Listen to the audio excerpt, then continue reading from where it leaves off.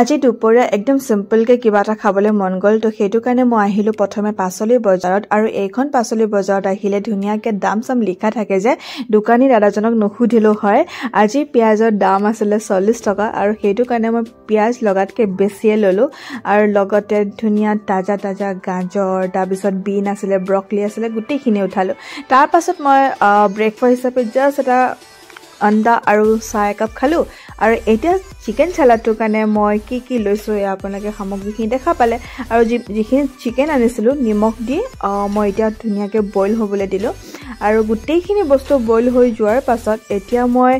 কেৰাহীটোত অকমান জাস্ট ঘি দিছো তাৰ পিছত অকমান জিৰা দিলো তাৰ পিছত পিয়াজখিনি দিলো জলকীয়া কাটি দিলো তাৰ পিছত এইখিনি হৈ মানে